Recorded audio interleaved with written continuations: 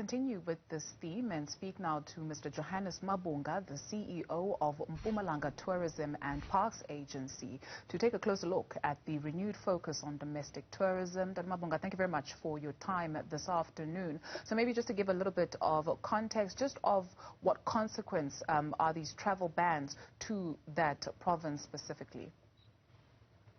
Well, the travel ban that has been imposed, particularly by some of the European countries as well as the US, has had a negative impact on the province, simply because we were beginning to see a steady rise on our numbers that we are receiving as Mpumalanga province.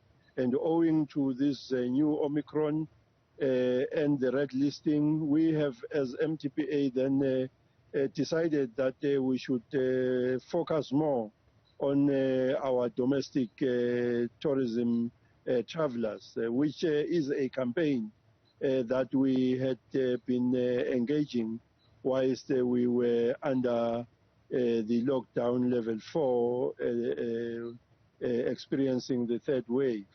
And now that we are officially on the fourth wave, and also in light of the Omicron, we then decided that let's go back to the basics, wherein we are concentrating on our domestic travel, and also ensure that we get all our tourism products in the province to be focusing mainly on ensuring that we put in place all the COVID-19 regulations that we have put in place before we were put back to lockdown level 1. Why should South Africans choose Mpumalanga as a holiday destination? Well, Mpumalanga has got a lot to offer to our tourists that come to the province in particular. We have wildlife, we have got adventure, and all of these are what our tourists are looking for.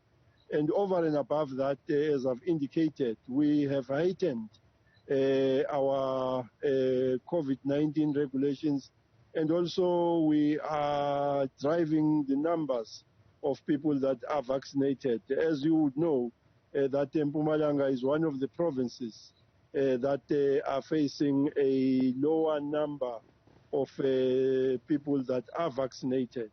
We are now almost ending our Vuma week, and over and above the Vuma week, we are driving a campaign which we call JEP for Tourism, which is intended at ensuring that we get many of our people vaccinated. And we are sure that once we increase the number of people that are vaccinated, tourists that are coming to the province will feel at least assured that they would not easily contact COVID-19 in the province. Right. You spoke of strict protocols being followed. So when you think of destinations like God's Window, the Blade River Canyon, for instance, particularly God's Window, where there isn't anyone monitoring the entrance and exits of patrons, what assurance can you give people that they will be safe and strict protocols will then be enforced, and by whom?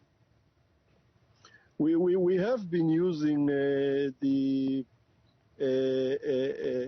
ensuring that people that come to our sites, including, of course, the panorama route, that we have enough ports wherein people can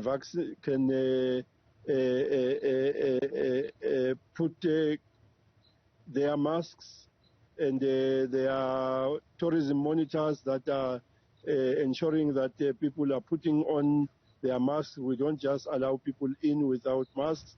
And also we have sanitizers that are used all over the facilities, and we would, as I've indicated, that be increasing the number of tourism monitors so that we ensure adherence to the COVID-19 regulations, and also ensure that patrons don't come in when they are drunk and also become a nuisance to other tourists in our facilities.